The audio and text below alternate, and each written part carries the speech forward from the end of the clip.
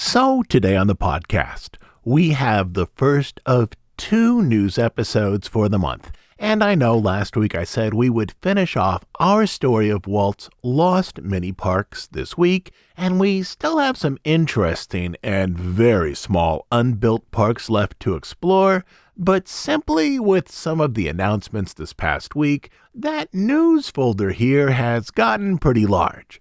And I wanted to explore some of these elements while they're still fresh. So our plan, at least right now, is to drop 1 news episode today. Then next week, assuming there are no crazy announcements from Disney, we will finish up our story of Walt's lost mini parks, and then the week after that, we will finish our news stories for the month. So, today we have 3 areas to cover.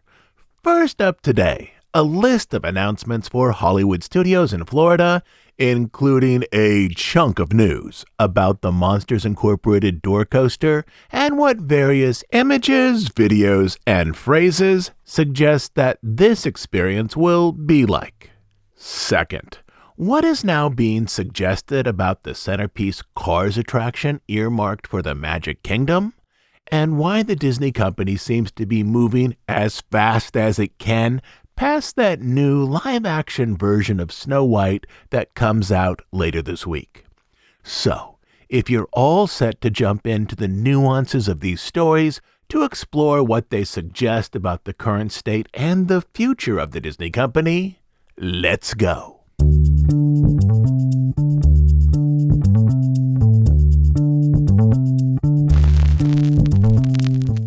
First up today is Hollywood Studios. The Monsters Incorporated door coaster, the future of the Muppets, and also a Star Wars project that is being developed for both the studios in Florida and Disneyland in California. But we'll start with the Monsters Incorporated door coaster that's coming to Hollywood Studios. We already know that the coaster will be a hanging coaster in which vehicle cars are situated beneath an overhead track. This is how Josh D'Amaro described it last summer. You'll go into the factory and experience the first suspended coaster ever in a Disney park.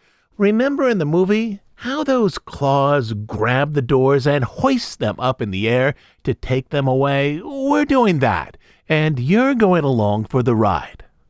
Well, here's what we know now. After South by Southwest last week, the coaster trains will seat 12 people in all. In the train, there are 6 individual hanging cars that each fit 2 people side by side. It's a real suspended coaster. As you move along the track, you'll be able to swing your feet freely with nothing beneath them. My first observation here is this. This is going to be a very low throughput ride, meaning the wait time here is going to be pretty long. The door coaster train fits 12 people each. The Tron coaster, another low-throughput attraction, seats 14. Cosmic Rewind seats 20. Rock and Roller Coaster seats 24. Big Thunder seats 30. And Expedition Everest seats 34. So you're looking at a ride system here that seats just half of the people that would fit in the Rock and Roller Coaster train, and roughly a third of that of Expedition Everest. But more on that in just a second. Second observation, which is a bit of news. This coaster will use a vertical lift system to begin the ride. Expedition Everest uses a traditional come-along chain lift to slowly move the roller coaster train up to a higher elevation to begin its fast journey down the mountain. Rock and Roller Coaster uses a linear electromagnetic system to quickly launch the train coaster. Essentially, the system uses the polarity of magnets to propel the coaster train forward, moving it from a still position to speeding along at 57 miles per hour in under 3 seconds. In contrast, the door coaster, at least to start the ride, is going to use a vertical lift system. This is essentially an elevator system. Once you and 11 of your closest friends from the park are seated in the coaster train with your calves and feet dangling freely beneath you, a section of the overhead track integrated into an elevator system will raise all of the cars together in a straight line up into the higher reaches of the load room. There will be 4 sections of lift track that each goes up with their own elevator system, one for each of the 4 load stations. This will give those in the queue a lot to watch, different sections of track going up and down at or around the same time, so there's going to be a lot of visual kinetic energy here, just like in older versions of Disneyland's Tomorrowland. Third observation. This is something that confused me last summer, but now makes a lot more sense. Last summer, when I saw the wire concept model at D23, it was clear that the overhead track worked in such a way as to separate trains into different tracks for part of the ride, or maybe it worked to bring trains together, but clearly there were splits in the track. What is clear now is that this is part of the integrated load system. The video clearly shows 4 load stations. Let's call them A, B, C, and D. Each of these load stations has its own vertical lift. Once that lift is in the upper portions of the load building, each of those roller coaster trains will start out on their own section of track. There's a unique length of track for A, B, C, and D.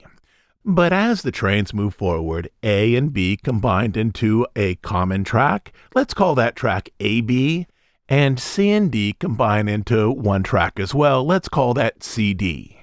Eventually, after they move forward a little bit more, combine onto a single track, which then leads the coaster cars from the upper portion of that load room over to the door vault show building where the ride actually takes place.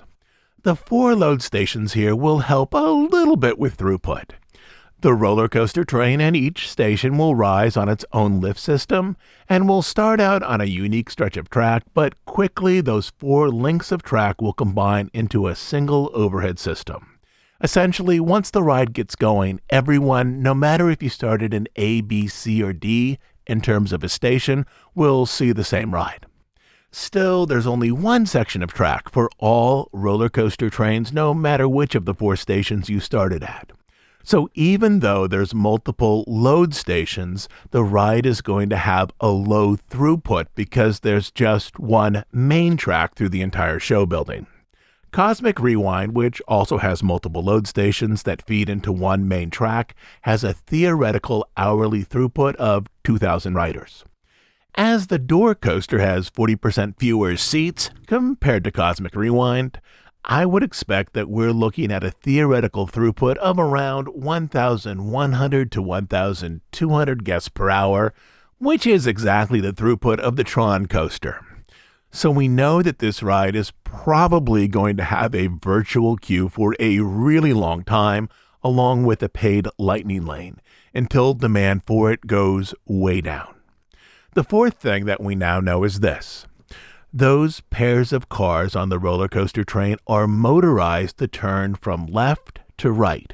We can see this in the load area animatic that shows how the ride system will work here. When you as a guest load into the train, those seats are facing left, which makes the loading very easy. The open seat is facing you as you come out of the queue.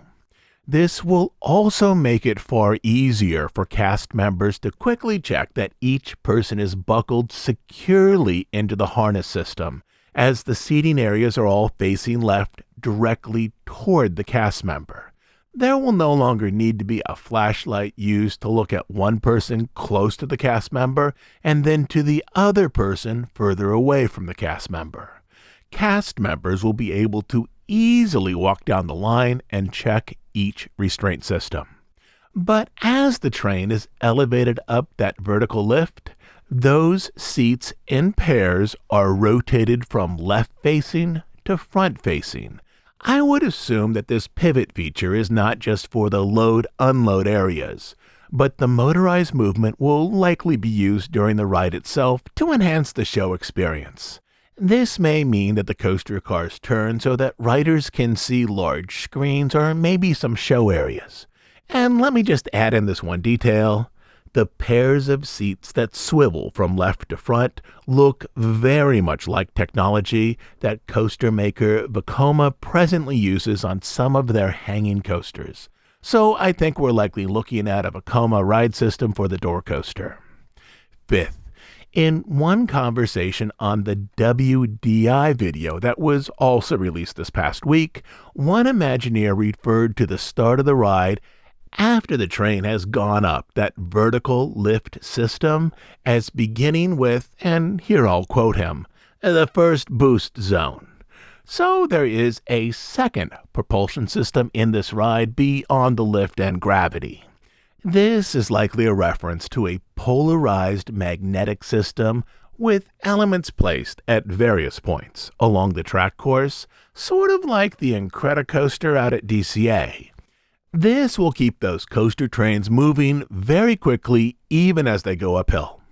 And lastly, now that we've seen the vertical lift animatic, which shows various load stations, I can also see that the concept wire model that was shown at D23 last summer is likely very close to what now will be built.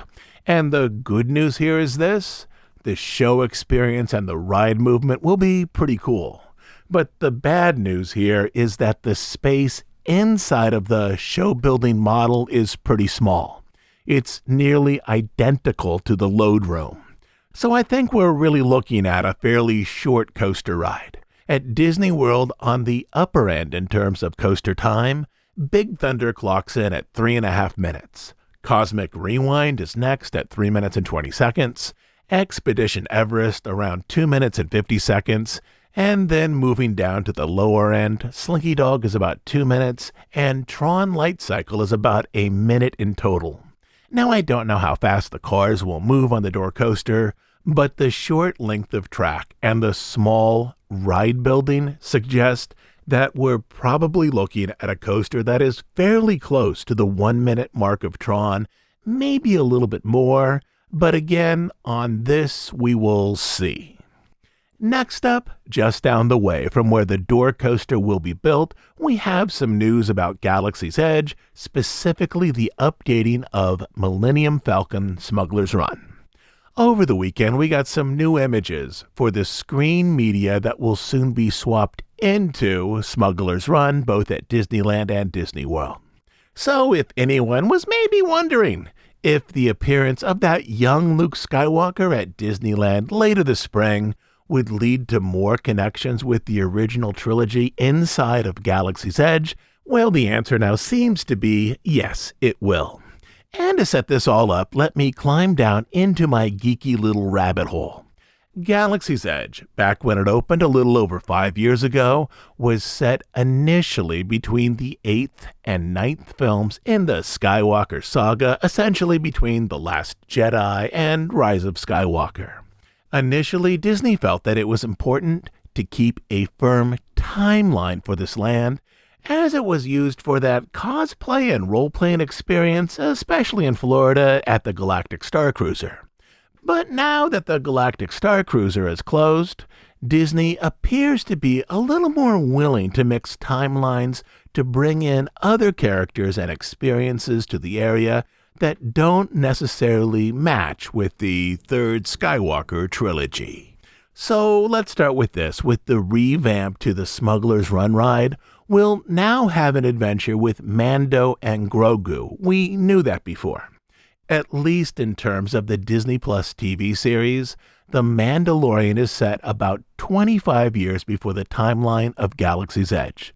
And it's true that Mando and Grogu could easily live for another 25 years and meet up with that Galaxy's Edge timeline, but the ride experience and the new media here is connected to the theatrical film also out at the start of summer 2026, which will be set a couple of decades before Galaxy's Edge. But at South by Southwest, we've also just learned that guests on this ride will visit locations strongly tied to the original Star Wars trilogy. The artwork for the updated Mandalorian Millennium Falcon ride shows guests visiting Tatooine, which is best tied to A New Hope, about 35 years before Galaxy's Edge, the Cloud City of Bespin, which is best tied to Empire Strikes Back, about 32 years before Galaxy's Edge, and the moon of Endor, with the partially built Death Star stationed there, which is best tied to Return of the Jedi about 31 years before Galaxy's Edge. And yes, likely all of these locations still exist when Mando and Grogu come into their own, so I have no reason to think that this is a time travel experience, rather one that simply points back to the original trilogy. But the placement of those iconic locations in the artwork for the revised Smuggler's Run ride suggests that Disney is starting to lean a little more into the original Star Wars trilogy, which is usually seen as the most influential and critically successful of the three Star Wars trilogies. So maybe the plan here is for Galaxy's Edge to have a more malleable timeline moving forward. Fantasyland collects up stories from European fairy tales for the most part, without regard to national origin or a cohesive timeline.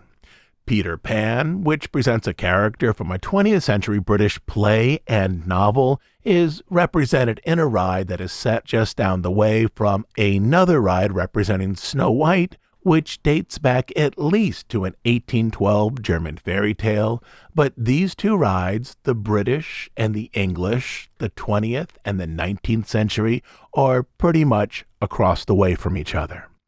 So with this type of malleable timeline mixing, an area featuring Darth Vader could be just down the way in Galaxy's Edge from another featuring Rey, which could then be just down the way from an area that represents the High Republic, which is hundreds of years before Luke Skywalker, assuming that Disney ever gets around to creating a film from this era of the Star Wars universe.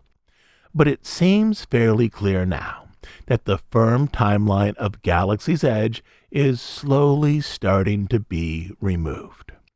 Both the Mandalorian and Grogu film and the revised Millennium Falcon Smuggler's Run experience will premiere on the exact same date, May 22nd, 2022, with the feature film only in theaters and the experience opening at the same time at Hollywood Studios in Florida and Disneyland in California. One more thing about Hollywood Studios before we move on from this park. We already know that the Muppet Courtyard will close in phases over this coming May and June, so construction can begin in earnest on the Monsters Incorporated area.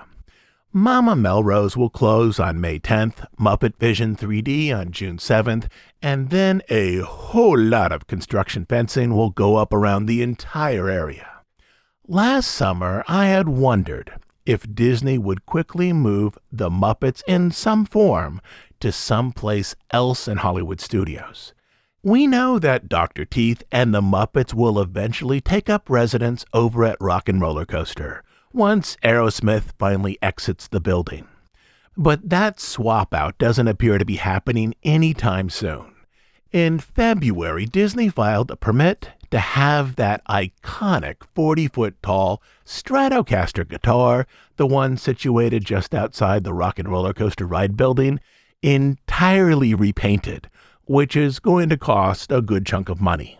The guitar will be sanded, then painters will apply coats of primer and then coats of paint, with the guitar being repainted, matching the Aerosmith theme.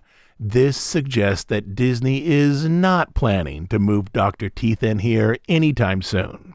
Even in the Florida sun, a paint job like this with 2 coats of exterior paint should be good for a few years. So if the Muppets are going to have a new temporary home in 2025 or 2026, let's say perhaps a stage show somewhere, it likely won't be on Rock and Roller Coaster, because elements there are still being refurbed toward the Aerosmith theme. But maybe these Muppets might just show up somewhere else in this park.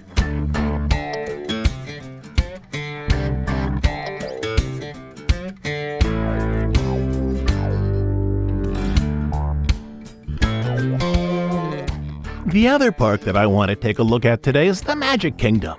A couple weeks back, we had a special midweek update to discuss how Disney and the South Florida Water Management District came to an agreement concerning stormwater mitigation plans and the closing of Rivers of America. Though there is a lot more to this, the short version is that Rivers of America will close. For more on this and a more nuanced discussion, just scroll back a few episodes.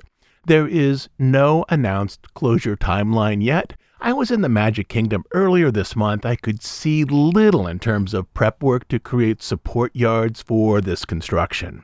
So I think we're still months away from any closure. Disney knows that this closure will radically change the visual presentation of the Magic Kingdom, so no doubt they'll give fans a reasonable lead time to visit the river and the island one last time before it goes away. And if you want a more specific guess, I would expect that the announcement about the river closure will come out late in the day on a Friday, minutes before corporate offices close for the week, because there will be pushback again from some fans and interest from some media outlets. The Friday announcement will give fans and the media the weekend to cool off a little before those offices open up again. But what is happening here is a cinematic shift from landscapes that are well remembered by those who are, well, let's say, over the age of 40, which includes me, to film landscapes that are remembered more by those under 40. I'd be hard-pressed to find many under 40 who have seen more than one traditional John Ford Western. But I can easily find many under 40 who have seen all three Cars movies, and even some of the Planes movies. So this is a shift that, moving forward, reorients the Magic Kingdom toward film properties more familiar with a younger audience. And by that, I don't just mean kids, because some of those kids who saw the first Cars movie back when they were in, let's say, 5th grade, now have kids of their own. And sort of caught in the crosshairs of all this are park traditionalists who see the beauty of the original Disneyland concept as designed by Walt. Personally, I think the loss of another large water feature at the Magic Kingdom after the Sub Lagoon and after the castle moat with the swan boats will change the overall feel of the park, as there will be a lot more concrete walkways and rock work on that side of the Magic Kingdom. I will also miss how Frontierland represented a specific time in the past. I know of at least 3 current or past Imagineers who have proposed alternate land use options to Disney to save the river, or at least part of the river, and still have the Cars and Villains area. I would suspect that there's actually a lot more than 3. I think some of these plans, though, become very tricky in how various land plots behind Frontierland over by the canal are presently categorized in terms of if they are suitable for building or not. Upgrading land further from Frontierland suitable to build would be another barrier to these 2 projects, but all that aside, it seems like Disney's overall impulse here is to draw down on low-use attractions and low-use themed areas such as the river and the island, and also to draw down on maintenance cost for those areas. Large water areas with attractions are usually pretty expensive to maintain. And then redo those areas so they hold headliner attractions that will increase attendance. Or to put it simply, Rivers of America is lovely, in my opinion. But no one's going to Disney World because the river's there. Guests will come, however, for a new Cars area, and then also buy a lightning lane for it and maybe some merch as well. I do think it might be a little wiser to figure out how to create both new rides and a pleasing long-term environment, but that's generally where we are right now. Or as Walt once said to P.L. Travers, who wanted to rework parts of the movie Mary Poppins after the premiere, that ship has sailed. The presentation at South by Southwest mostly focused on the exterior design of the ride vehicles, and they look like one would expect. 4x4 versions of vehicles that exist in the world of Cars, with eyes arranged into the front windows and smiling mouths along the front bumper. Presenters also explained that a team went to the Southwest to experience real off-roading adventures to consider how these might be replicated in a ride system. The movement of the real off-road vehicles was also recorded using sensors placed on various parts of the vehicles, which would then give the development team movement markers for how the Disney ride vehicles should move. I wouldn't say that there was much new or unexpected here, but in that video montage offered with the presentation there, and also another WDI video online, there were some interesting elements in the background. The vehicles as described in the presentation are still a brand new type of ride vehicle, though maybe not as experimental as suggested last year. Though earlier artwork gestured that the Cars attraction might be a trackless system, the video shared at South by Southwest clearly showed a scale model sample ride vehicle moving over a center track bar, not unlike Test Track or Radiator Springs Racers. If this is an accurate presentation, the track bar could be easily concealed by other materials and the track bed to make it look trackless. But again, these presenters weren't the most forthcoming on how the ride system would actually work, or even if WDI had changed their ideas about a trackless system, or if a trackless system was never in the offerings at all.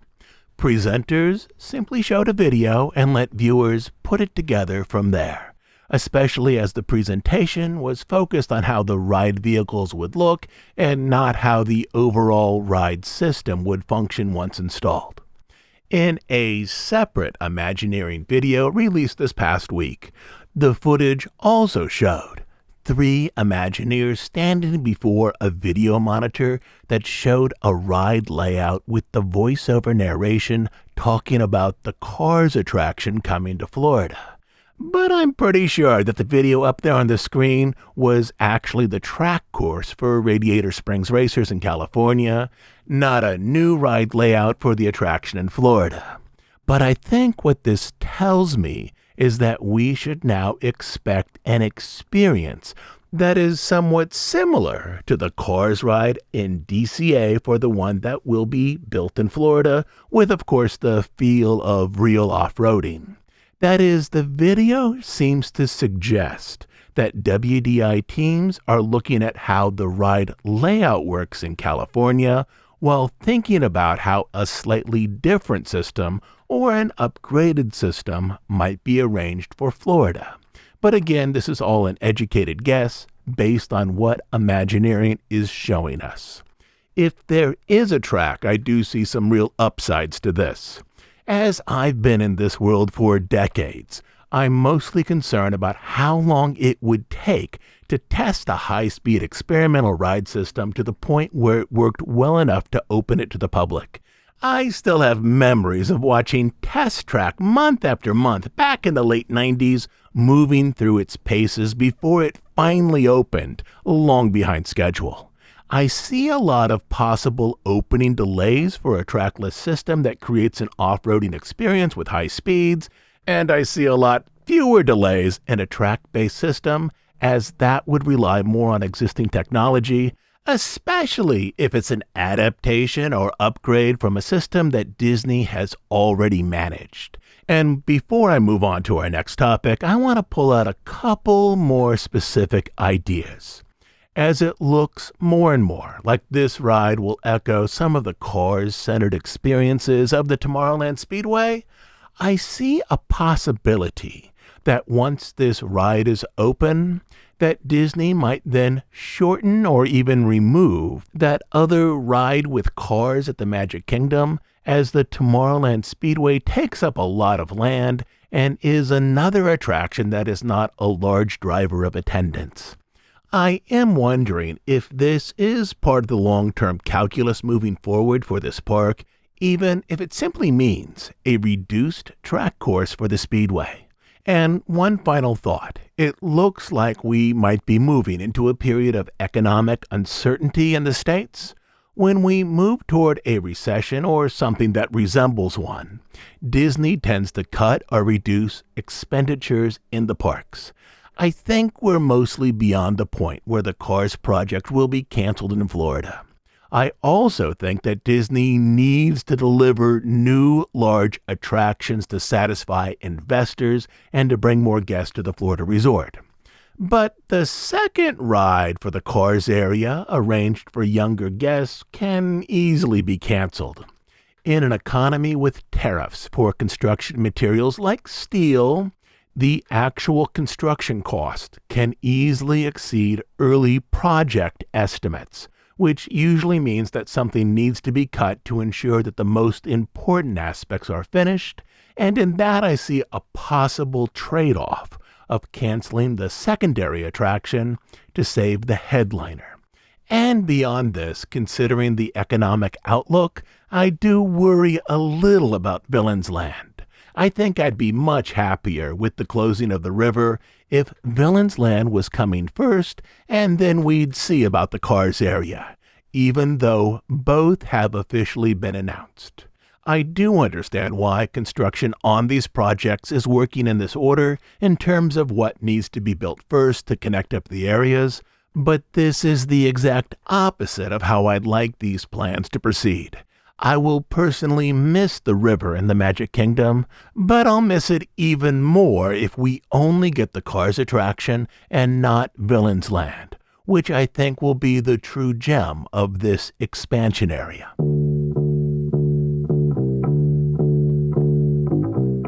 In our last segment for today, I want to take a look at theatrical releases. I know there are some other areas to explore this month, especially how the company as a whole is working. The Disney stock is again under $100 per share. This morning, and it's Friday when I record this, it opened at a little over $97. Part of this is a downward shift in the overall market responding to economic uncertainty. But Disney is down below the moving trend line of the Dow by more than double. In the past month, the Dow is down around 5%, but Disney is down by 12%. There are clear reasons for this, despite some business areas in Disney improving, such as Disney Plus and the company having a reasonable profit in the last quarterly report, and we'll explore what those reasons are when we post up another news episode at the end of this month. But I put this here briefly so that you know that I'm not ignoring these things. But our last segment, as I mentioned, this time is theatrical. For months we've suggested that no one at Disney at this point has a whole lot of faith in the new Snow White remake. There's a pretty long line of issues here, from production interruptions due to COVID to a significantly revamped story of Snow White that departs from the original, to a set of cultural and politically charged issues engaged by both production decisions and by statements made by both of the film's lead stars, to some visually unappealing CGI representation of the dwarfs, and let me add in one more thing here. Some of the new songs feel more aligned with a post-1990s Broadway influence, which are far more expressive of personality than the 1937 songs mostly arranged for dance that are also included in this film. I think this film overall would have fared a lot better if it had been released into the political and cultural environment that existed a couple of years ago. The project was announced in 2016 with a director on board at least by 2019, but then COVID and a range of other issues hit. Many elements now about the rollout suggest a lack of company confidence that the film will do well at the box office, from very limited merchandise to an absence of in-park appearances by the live-action characters, to a lower level of marketing. Disney has now opted not to have a premiere in London at all, which is usually part of the introduction for big-budget films. The film also will have a much smaller premiere in Hollywood, especially considering that the film cost nearly $300 million to make. There will be a premiere at the Disney-owned El Capitan Theater, but without many of the usual media invites. In part, this may be a way to limit cultural controversies around the film. It also means that there will be no video interviews of stars on the red carpet, which is another way to minimize how various political and artistic statements might affect the film, and it would also limit stars from, again, calling the original hand-drawn Snow White dated or suggesting that the original film includes a prince who appears as a stalker, all of which has already happened at least once, as the original 1937 Snow White remains a key cinematic treasure in the Disney library, and I'm guessing that company execs would like to protect the original 1937 Snow White, which will have a long legacy, from any further artistic statements that would cast the original in a negative light. Industry projections now for the domestic opening hover around $50 million, which at best is a tepid opening for a $300 million film. Compare this to the poorly reviewed live-action version of Dumbo with a domestic box office of $45 million, a film that also cost considerably less than Snow White. As we've pointed out previously, many elements here suggest that the company has little faith that the film will do well once released, and some of this might have more to do with the political and cultural environment of 2025 than with the film itself. But of the sequences that I've seen, the movie simply lacks the warmth and visual appeal of the Disney films I most love. Also, as I mentioned before, there's a tonal difference between the new and the old songs, which are centerpiece elements of the film.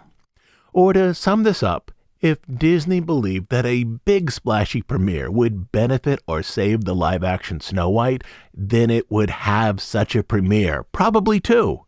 That there's not one suggests that some in the company need to move through the motions of bringing out a very expensive film and then move on toward more promising projects later this year. And there are more promising projects. I think that's the good news here.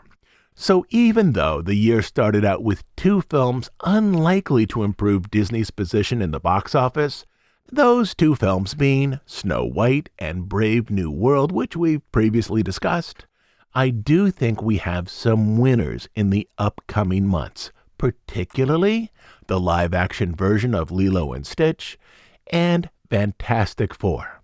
Also at the end of the year, Zootopia 2 and Avatar: Fire and Ash. The buzz around Freakier Friday is also good. Each time I see a new clip from Freakier Friday, I'm convinced that this mid-budget film with minimal special effects looks charming. The last Freaky Friday film with Jamie Lee Curtis and Lindsay Lohan brought in $160 million against a $20 million budget. The nostalgia factor here.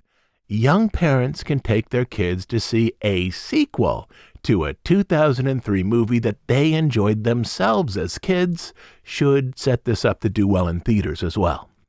Also, I'm leaning a little more positive on Thunderbolts, which is the story of Marvel's supervillains and anti-heroes who now, under new financial leadership, try to present themselves as possible heroes for hire to work for the government.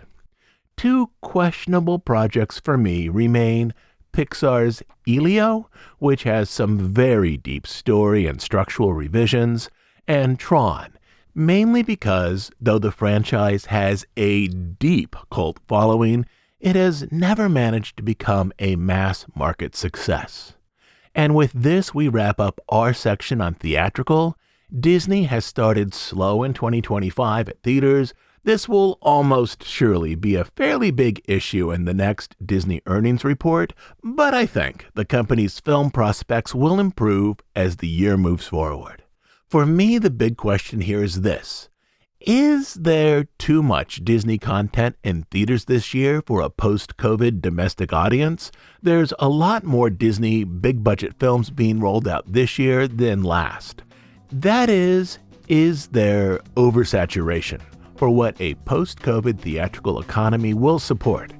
I think the answer to that question is yes, but we won't really know for many more months until some of those more anticipated films start to come out. And again, I know that there are more news areas to cover, but we'll get to them at the end of the month. I'll be back next week with a new episode. Again, our plan, at least as it stands today, is to finish up our story of Walt's lost mini parks next week, and then after that, dish up another round of news stories about what's going on inside of the company right now. Lastly, as you know, we're an ad-free, listener-supported podcast. We do just two things: deep dives on stories related to the history of the Disney studio and the parks, and news and analysis of current events as they relate to the Disney company. We are funded entirely by listener contributions, specifically by listeners who join us over on Bandcamp as monthly subscribers. On Bandcamp, you will find over 300 episodes not available on iTunes or anywhere else. But the best reason to join us there is to support the work we do here and to make sure that this podcast continues to exist. You can support us by becoming a monthly subscriber at dhipodcast.bandcamp.com. I'll also leave a link down in our show notes. So, until next Sunday, this is Todd James Pierce.